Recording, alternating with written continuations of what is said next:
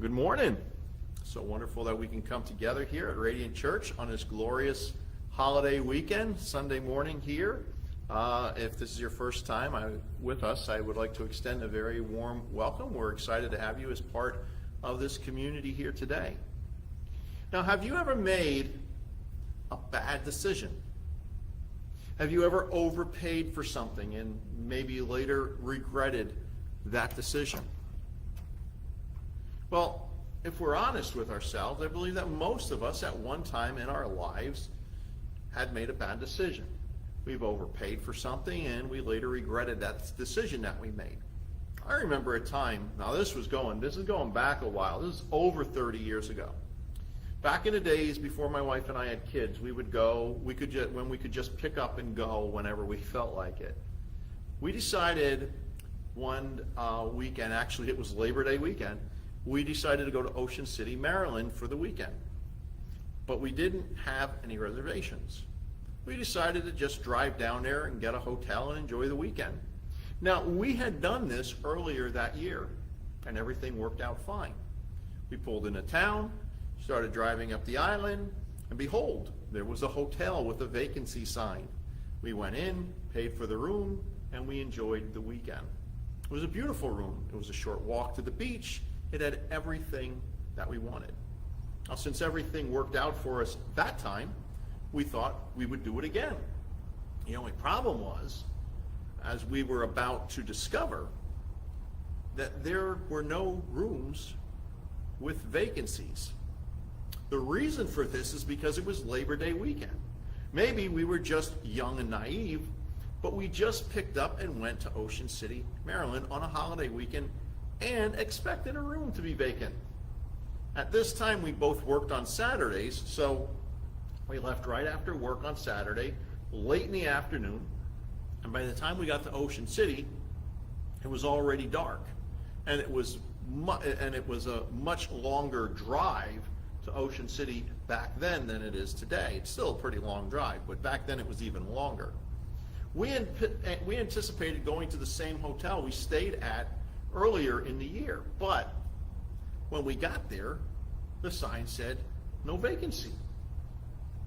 Oh, we were disappointed, and we continued to drive up the island, and we passed hotel after hotel, and all the signs said no vacancy. It was late, we were tired, we were 200 miles from home, and we had no place to stay. So we kept driving, hoping to find at least one hotel with a vacancy. And finally, to our great relief, there was a hotel, and if that's what you want to call it, it was a hotel with a vacancy. We went in, inquired, and sure enough, they did have a vacancy. Now, earlier in the year, we paid around $80 per night for our room. Now, remember, this was over 30 years ago, okay? And the price was the same for this room, so we felt that the price was all right. Well, at this point, we were just happy to find a room, and we took it for 2 nights because it didn't seem like there was any other rooms available. And that's how long we were planning to stay in Ocean City and enjoy the beach and one last time for the year. When we got into the room, it was a dump. I mean, I'm talking dump with a capital D. This room was horrible. It was dirty, and it was old, and it was run down, and it was poorly maintained. See, there was a reason for this hotel being the only one with a vacancy, but we really didn't have a choice. We had no place else to stay, so we decided to make the best of a bad situation. It would have been a very long ride home, and it was already very late. We had worked all day, we had drove for hours, we were tired, we were hungry, and we just needed a room to rest in. The next day we got up, we went to the beach, and decided to enjoy this holiday weekend. Then we decided to take a ride and get something to eat later on in the day. And as we passed a few of the other nicer hotels, we started to see vacancy signs where there were no vacancy signs the night before. See, in our panic, I booked the room for 2 nights. Back then we paid cash, so there was no chance of getting a refund. And if I wasn't already feeling bad enough about this room we had, this was like pouring salt in the wounds. See, I didn't realize that people would be leaving in the morning and that we could have actually changed hotels. So I was now stuck with a very bad room for one more night. Now, usually when we make a bad decision, it's because we have put ourselves in a bad situation. It's usually because we didn't think it through and we feel that we have no other choice. We all make bad decisions from time to time, but what we must avoid is making a habit out of making bad decisions. Now today we're starting a new series, and this new series is titled Crossroads. And with the series, we're going to be looking at making decisions. We all have to make decisions. We have to make decisions every day. Now, some of these decisions are more difficult than others, but by the end of the day, we want to have that peace of mind that we have made the right decisions along the way. So with this series, we're going to be looking at how to go about making those decisions that we are faced with. What guides us as we make our decisions? And how do we know we are making the right choice? You may be faced with making a major decision right now. You may be contemplating your options and may be unsure which way to go. Not every decision is between a good and bad choice. Some decisions aren't as obvious as others. But with every decision that we make, we want to be sure that we are making the right one. You may not be facing a difficult decision right now, but chances are that you will be facing a difficult decision in the future.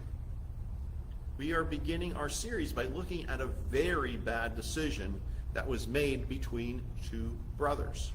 The title of today's message is Haste Makes Waste. And we're going to be looking at Genesis chapter 25, verses 29 through 34. Genesis is the first book in the Bible. And if you'd like to follow along as I read, turn in your Bible to Genesis 25, chapter 29, verses 29 through 34, or open to Genesis 25, 29 through 34 on a device of your choice. And we're also going to have the scripture up on the screen for you.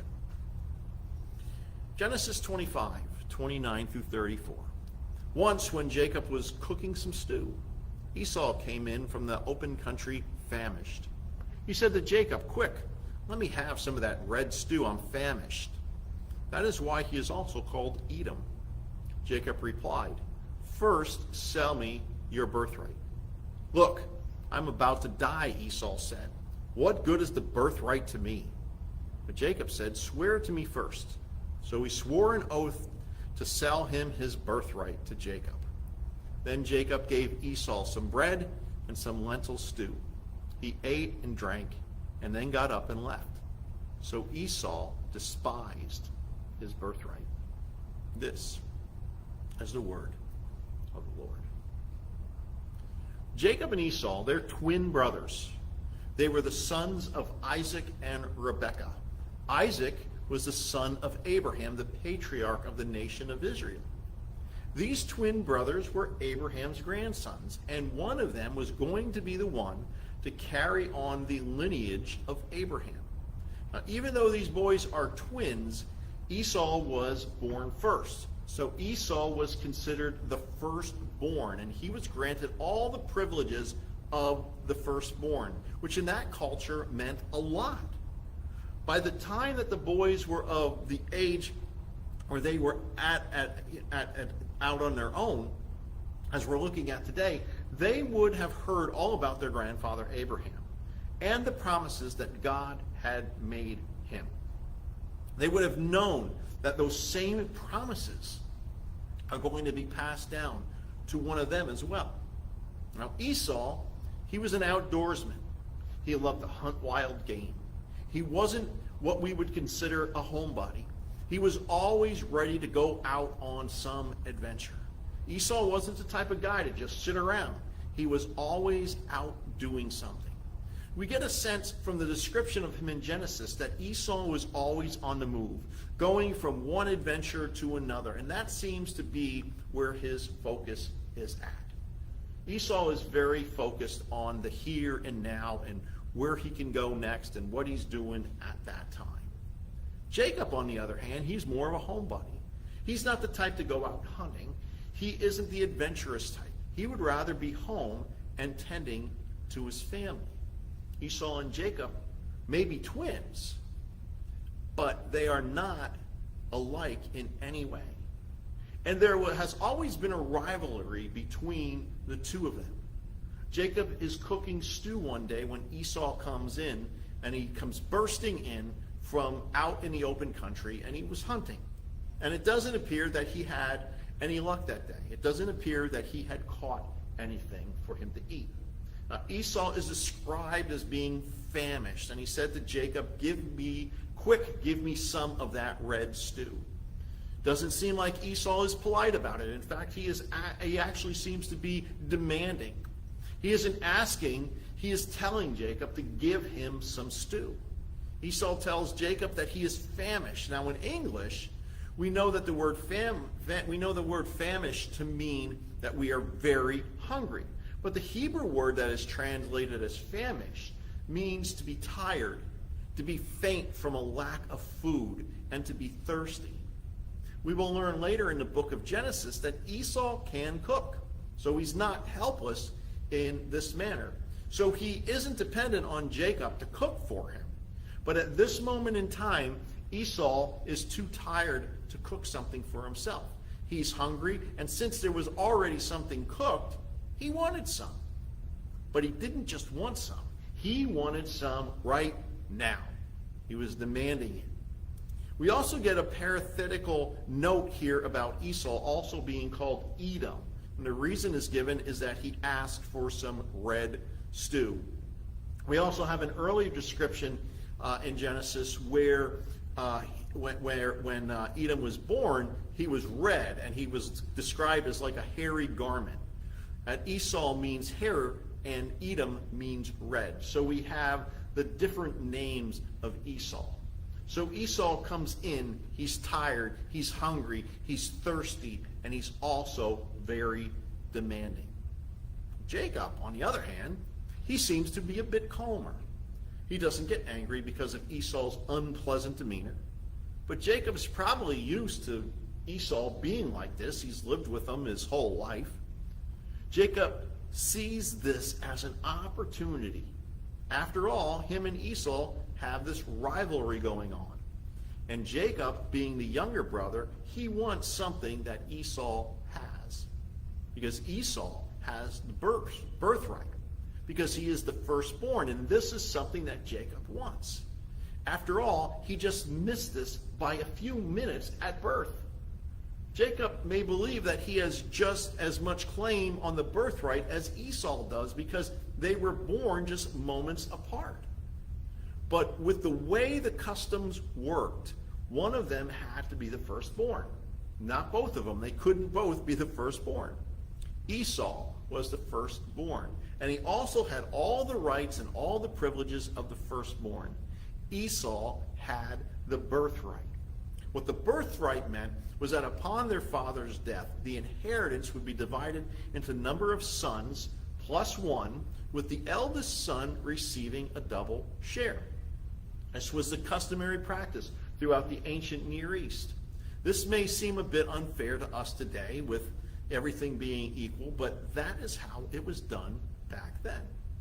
The inheritance only went to the sons and nothing went to the daughters.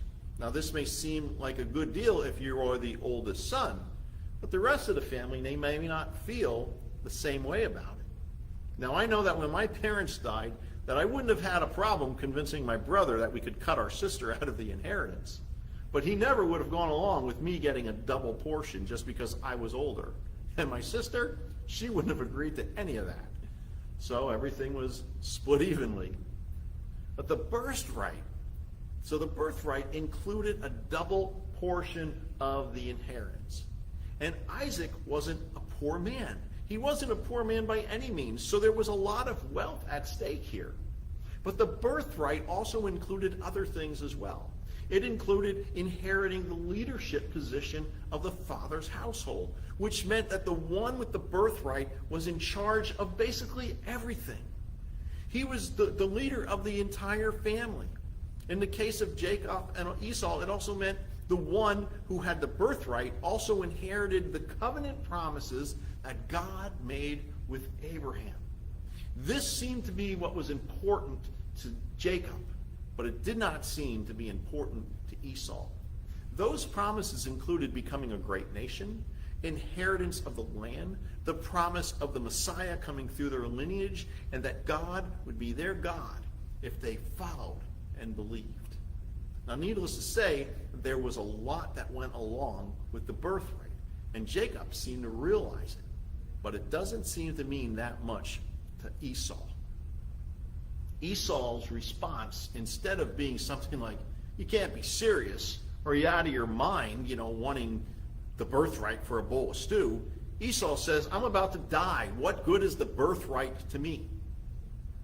Now that must have been some really good stew, because it seems that Esau is ready to pay for it with his birthright.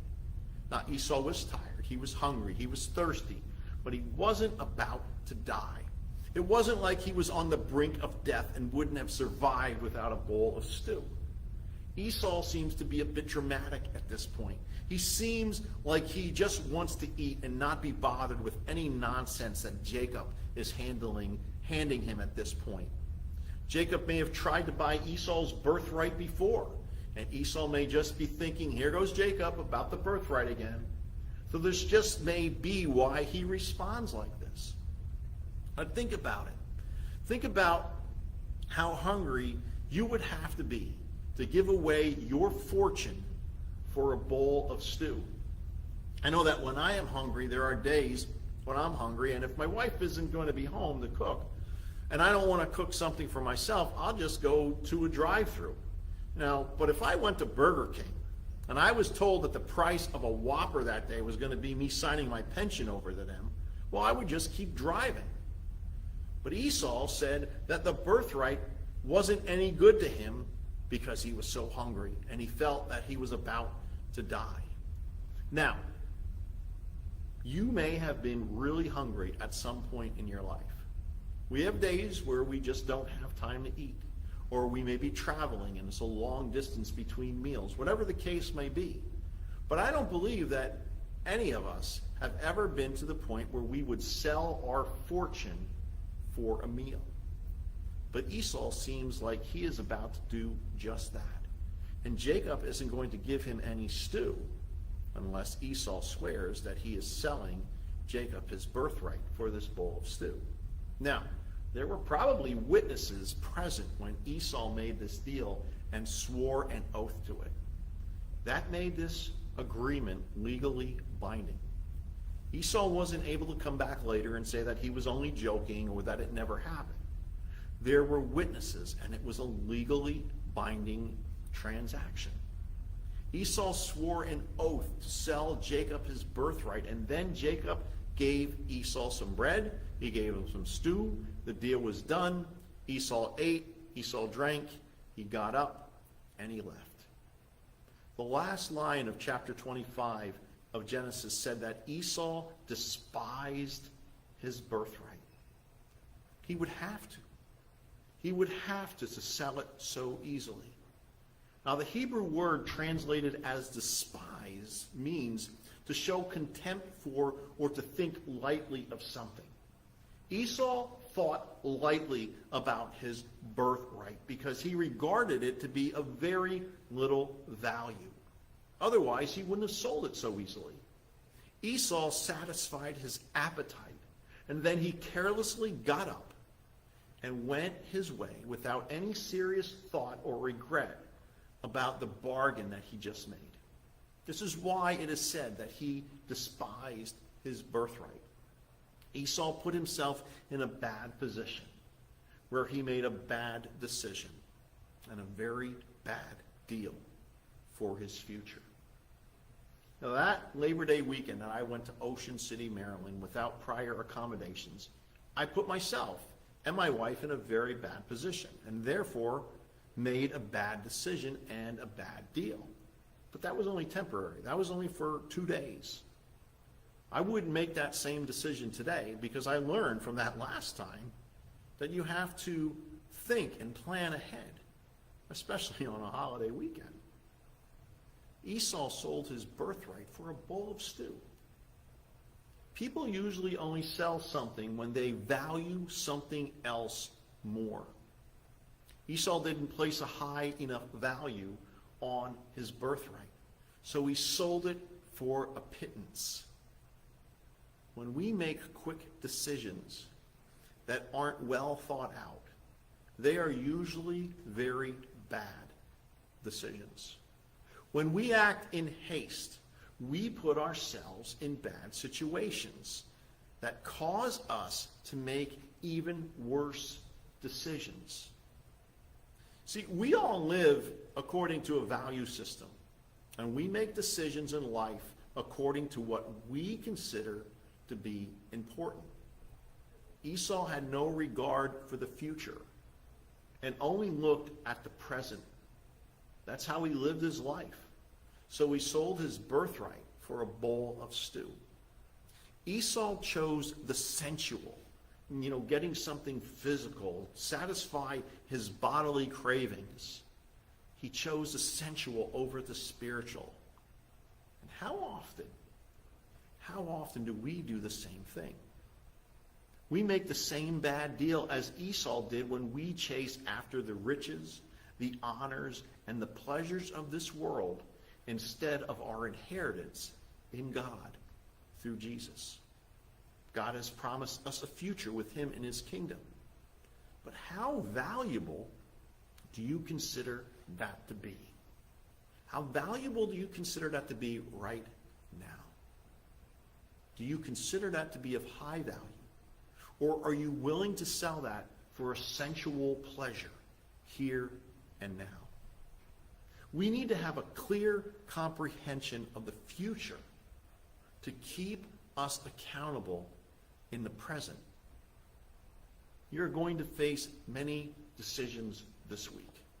You're going to place a higher value. Are you going to place a higher value on the physical, or are you going to place a higher value on the spiritual? This week, keep an eye to the future. Stay accountable in the present. And don't sell the promises of God's kingdom short. If you do that, if you keep an eye to the future, if you keep an eye on God, you will make good decisions. Well thought out decisions. When you find yourself at the crossroads, when you find yourself where you have to make a decision, keep an eye on the spiritual. Keep an eye on your future reward in heaven. And make good decisions based on that. Remember that when you are at the crossroads, haste makes waste. Make all your decisions good decisions. Don't just throw things away and regard things of little value. Because a lot of times we regard the spiritual with very little value because we just want what we can put in our hand. We want to satisfy those sensual cravings. And when we do that, we give away a little bit of our soul. So when you're at the crossroads, take your time, because haste makes waste. Don't put yourself in a bad decision. Make all your decisions good ones, because God is counting on you. Amen. Well, thank you for joining us and spending a part of your Sunday with us here today at Radiant Church. And every Sunday, we're right here at the Forks Township Community Center with our live service at 10 a.m. Our weekly message from Radiant Church, which is part of our live service, is always broadcast at 10:30 here on Facebook Live, and you can follow and connect with us on Facebook at Radiant Church PA and also on our website, radiantchurchpa.org. You can also support the ministry of Radiant Church through our website by just clicking the donate button. Throughout this week, may the Lord bless you and keep you. May the Lord make his face shine upon you and be gracious to you. May the Lord turn his face towards you and give you peace. Go in peace. Have a great holiday weekend. Have a great week.